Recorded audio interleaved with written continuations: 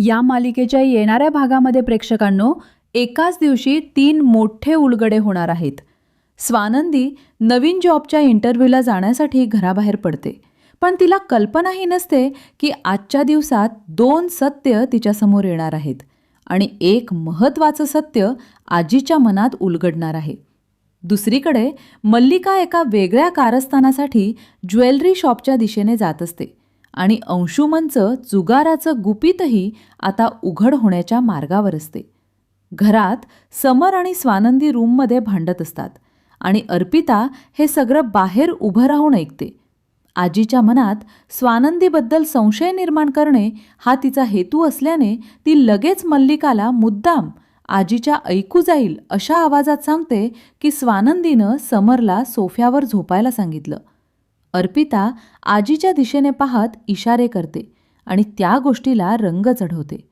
ती सांगते की समरने स्वानंदीला विचारलं होतं की मी सोफ्यावर मावेन का, आणि स्वानंदी म्हणाली होती की तोच तुला झोपायचा आहे, माझ्या जवळ येऊ नको। आजी हे ऐकताच अधिकच रागावते। आजीला संशय येण्यासाठी पुरेसं कारण मिळतं आणि ती दोघांच्या रूममध्ये जाऊन परिस्थिती बघते। रूमची अस्ताव्यस्त अवस्था पाहून तिला अर्पिताची गोष्ट खरी वाटते। दुसऱ्या दिवशी स्वानंदी आजीकडे येते आणि सांगते की तिला दुसऱ्या ठिकाणी इंटरव्ह्यू मिळाला आहे आणि ती जॉब जॉईन करू इच्छिते। पण आजी तिच्याशी थंडपणे बोलते आणि म्हणते की आधी तुझ्या नवऱ्याला विचार। स्वानंदीला आजीचा हा अचानक बदललेला स्वभाव कळत नाही। आजी तिच्या वागण्यावर नाराजी व्यक्त करते आणि म्हणते की तू घरात आली आहेस तर नवऱ्याला मान देणं तुझं कर्तव्य आहे। हे ऐकून स्वानंदी गोंधळते, पण शांतपणे म्हणते की मी समरशी बोलून मग जॉब ठरवेन। ऑफिसमध्ये गेल्यावर समरही तिला दुर्लक्ष करतो। तो म्हणतो की तुला जे करायचं ते कर, आपल्या दोघांमध्ये नातं नाही।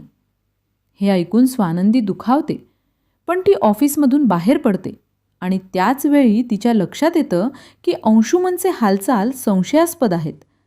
ती त्याचा पाठलाग करते आणि बघते की तो कोणाशी तरी पैशांबद्दल बोलून जुगार खेळायला जातो।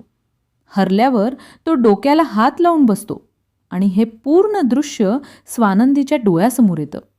ती हादरते। यातच तिला मल्लिका ज्वेलरी शॉपमध्ये कोणाला तरी रोख पैसे देताना दिसते।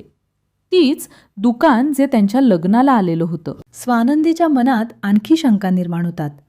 हे पैसे कुठून आले? मल्लिका काय लपवत आहे? दुसरीकडे घरात अर्पिता आणि मल्लिका पुन्हा योजना आखत असतात। मल्लिका म्हणते की आजीला स्वानंदीविषयी चुकीचं चित्र दाखवण्यात आपण यशस्वी झालो आहोत, पण आणखी एक पाऊल टाकावं लागेल जेणेकरून आजी पूर्णपणे स्वानंदीकडे दुर्लक्ष करेल। मल्लिका ज्वेलरी शॉपमध्ये जाण्याचा निर्णय घेते आणि अर्पिताला सांगते की हे कुणालाही सांगू नको। स्वानंदी कामावर रुजू होते, पण मनात तिला खूप प्रश्न पडलेले असतात। समरचं वागणं, आजीचा राग, अंशुमनचे पैसे, मल्लिकाचे लपवाछपवीचे व्यवहार, एक एक गोष्ट तिला विचित्र वाटत असते। मल्लिकेच्या या टप्प्यावर स्वानंदीसमोर 2 सत्य येतात। अंशुमन जुगारामध्ये पैसे उडवत आहे आणि मल्लिका कोणाशी तरी गुपचूप आर्थिक व्यवहार करत आहे, पण आजीसमोर मात्र स्वानंदीबद्दल गैरसमज निर्माण झालेला असतो।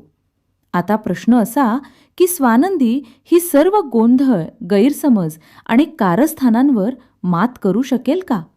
येणाऱ्या भागात याचा मोठा उलगडा होणार आहे। येणाऱ्या पुढील भागांसाठी आपल्या YouTube चॅनलला नक्की सबस्क्राईब करा। धन्यवाद।